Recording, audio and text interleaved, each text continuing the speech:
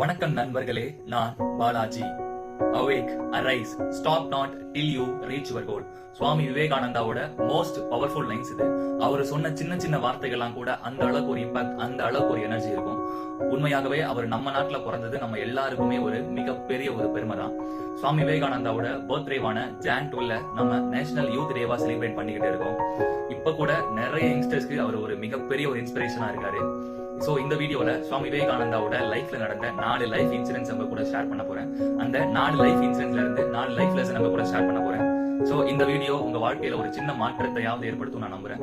So life lesson number 1. Swami Vivekananda சின்ன வயசுல temple போயிட்டு அங்க மெடிடேஷன் எல்லாம் முடிச்சுட்டு டெம்பிளை விட்டு வெளியே வராரு. அந்த வெளியே வர அந்த பாதை எப்படி இருக்கும்னா, ஒரு சைடுல ஒரு வாட்டர் டேங்க் ஒன்று இருக்கும், அது பக்கத்துல ஒரு பெரிய குரங்கு கூட்டம் ஒன்று இருக்கும். சுவாமி விவேகானந்தா நமக்கு எதுக்கடா வாங்க அப்படின்னு சொல்லிட்டு அந்த குரங்கு கூட்டத்தை கண்டுக்காம கிராஸ் பண்ணி போறாரு. சோ அந்த குரங்கு கூட்டம் திடீர்னு சுவாமி விவேகானந்தாவை அட்டாக் பண்ணி துரத்த ஆரம்பிச்சிருச்சு. சுவாமி விவேகானந்தாக்கு என்ன பண்றதுன்னு தெரியல. அவர் இந்த பக்கம் வராரு, அந்த பக்கம் வராரு. அந்த சூழ்நிலையை அப்படியே சமாளிச்சுக்கிட்டே இருக்காரு. இந்த எல்லா சீனையும் அந்த டெம்பிளுக்கு வெளியே ஒரு செயின்ட், ஒரு வயசான துறவி ஒருத்தர் உட்காந்து வேடிக்கை பார்த்துட்டு இருக்காரு. அந்த செயின்ட் அங்கிருந்து கத்துறாரு, ஏன் பயப்படுற, எதிர்த்து நின்னு ஃபேஸ் பண்ணு, என்ன நடக்குதுன்னு பாத்துக்கலாம் அப்படின்னு கத்துறாரு. சுவாமி விவேகானந்தா அப்பதான் ஒரு விஷயத்தை ரியலைஸ் பண்றாரு. நான் ஏன் பயப்படுறேன், நான் ஏன் பயந்து ஓடுறேன் அப்படின்னு சொல்லிட்டு ஒரு 2 ஸ்டெப் முன்னாடி எடுத்து வைக்கிறாரு. அந்த எல்லா குரங்கூட்டமும் தெரிச்சு ஓடி போயிருது. சோ அப்பதான் சுவாமி விவேகானந்தா ஒரு விஷயத்த சொல்றாரு. All weakness is just an imagination. Stand up and be strong அப்படின்னு சொல்றாரு.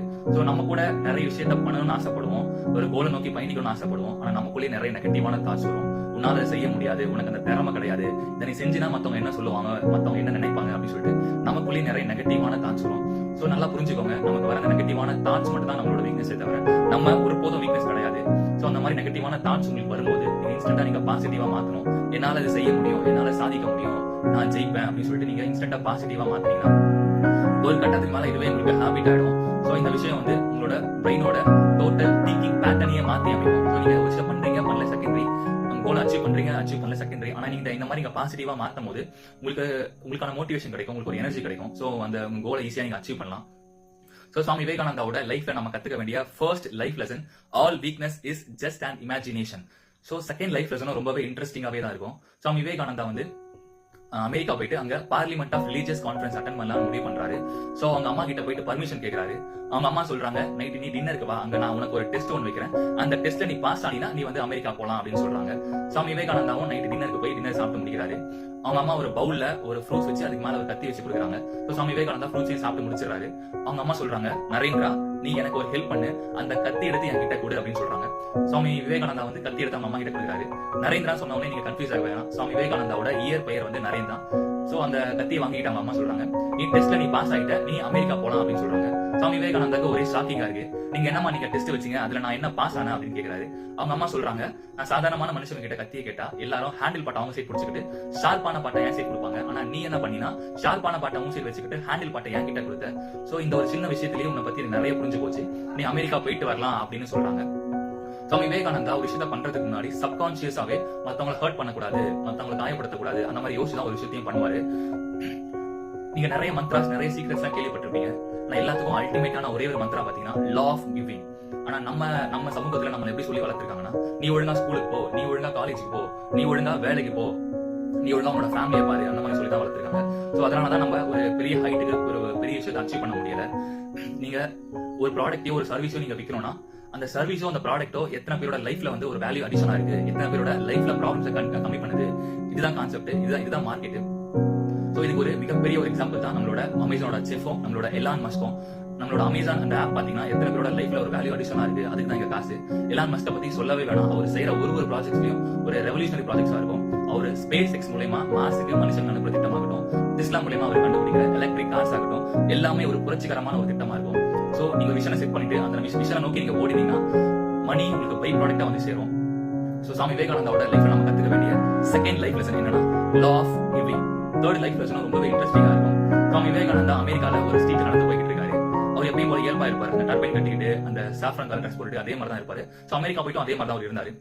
இந்த பார்த்த ஒரு லேடி ஒருத்தவங்க பக்கத்துல சுவாமி விவேகானந்தா பத்தி கமெண்ட் பண்றாங்க, ஜென்டில்மேன் மாதிரி கோட் சூட்லாம் போடலாம் இல்லையா, இந்த மாதிரி ட்ரெஸ் எல்லாம் பண்ணிக்கிட்டு இருக்கீங்களே அப்படின்னு சொல்லிட்டு சுவாமி விவேகானந்தா கிட்ட கமெண்ட் பண்றாங்க. ஆனா சுவாமி விவேகானந்தா சிரிச்சுக்கிட்டே ரொம்ப பொலைட்டா, உங்க ஊர்ல ஒருத்தவங்க போட்டுருக்க ட்ரெஸ் வச்சுதான் நீங்க ஜென்டில்மேனா இல்லையான்னு முடிவு பண்ணீங்களா, ஆனா நான் வந்திருக்க நாடு இந்தியா, எங்க நாட்டுல ஒருத்தவங்கள கேரக்டர் வச்சுதான் நாங்க அவர் ஜென்டில்மேனா இல்லையா நாங்க முடிவு பண்ணுவோம் அப்படின்னு சொல்றாரு. இதை கேட்ட அந்த லேடிக்கு ஒரு சைலன்ஸ் செருப்படி மாதிரி இருந்துச்சு. பொதுவா நம்ம ஒரு கோட் ஒன்று கேள்விப்பட்டிருப்போம், first impression is the best impression அப்படின்னு சொல்லிட்டு. ஆனா சுவாமி விவேகானந்தா இங்க எதிர்மறையான ஒரு கருத்தை சொல்றாரு. உங்களோட லுக்ஸ், உங்களோட ட்ரெஸ்ஸஸ் இது எல்லாமே வந்து டெம்பரவரியான ஒரு இம்ப்ரெஷன் தான் கொடுக்கும். உங்களுக்கு எவர் லாஸ்டிங்கான ஒரு இம்ப்ரெஷன் உங்களுக்கு கிடைக்கணும்னா உங்களோட கேரக்டர் நீங்க ரொம்ப ஸ்ட்ராங்கா பில்ட் பண்ணணும் அப்படின்னு சொல்றாரு. சுவாமி விவேகானந்தாவோட லைஃப்ல நம்ம கத்துக்க வேண்டிய third life lesson, ever lasting impression is your character.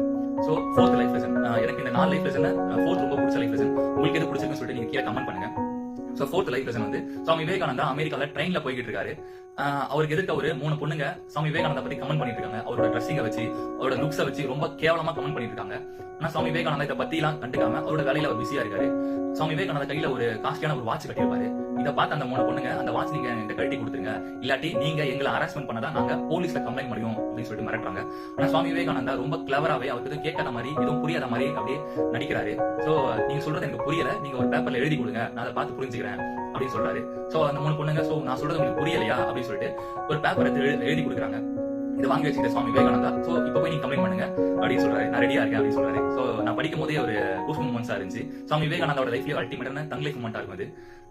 So நம்ம சுவாமி விவேகானந்தா லைஃப்ல நம்ம கத்துக்க வேண்டிய ஃபோர்த் லைஃப் லெசன் என்னன்னா, வின் ஓவர் தி சிச்சுவேஷன் சைலன்ட்லி. நம்ம கூட ஒரு ப்ராப்ளம் வந்துச்சு, ஒரு பிரச்சனை வந்துச்சுன்னா நம்ம அப்படியே ரொம்ப ஆன்சைட்டி ஆயிடும், ரொம்ப பதட்டம் ஆயிடுவோம். சோ அந்த ப்ராப்ளம் வந்துச்சுன்னா அந்த ப்ராப்ளம் தள்ளி வச்சுட்டு அந்த ப்ராப்ளம் அனலைஸ் பண்ணாலே போதும். அந்த ப்ராப்ளமோட ரூட்டை பிடிச்சி நம்ம அங்க கிளியர் பண்ணாலே போதும், அந்த ப்ராப்ளம் சால்வ் ஆயிடும். சோ உங்களுக்கு பிரச்சனை வருதா, பிரச்சனை தான் வாய்ப்பு. எந்த ஒரு பிரச்சனையும் கண்டிப்பா வாய்ப்போட தான் வரும். Every challenges as an opportunity, every crisis as an opportunity. நீங்க அந்த பிரச்சனையா பாத்தீங்கன்னா அங்கேயே உட்காந்துட வேண்டியதுதான். அந்த பிரச்சனை நீங்க வாய்ப்பா பாத்தீங்கன்னா கண்டிப்பா லைஃப்ல அடுத்த கட்டத்துக்கு நீங்க போவீங்க. லைஃப்ல, ஜாப்ல எல்லாத்துலயுமே அடுத்த கட்டத்துக்கு நீங்க போவீங்க. சோ நல்லா புரிஞ்சுக்கோங்க, பிரச்சனை தான் நமக்கான வாய்ப்பு. பிரச்சனை வருதா, கண்டிப்பா அது வாய்ப்பா தான் இருக்கும். அந்த மாதிரி ஒரு மென்டாலிட்டியோட நீங்க அணுகிறீங்கன்னா கண்டிப்பா அந்த பிரச்சனை ஈஸியா நீங்க ஃபேஸ் பண்ணி அதுல இருந்து வெளியே வந்துடலாம். சோ சுவாமி விவேகானந்தா வந்து நம்ம ஒரு ஆன்மீகவாதியாவோ இல்லாட்டி ஒரு துறவியாவோ நம்ம ஈஸியா கடந்து போயிட முடியாது.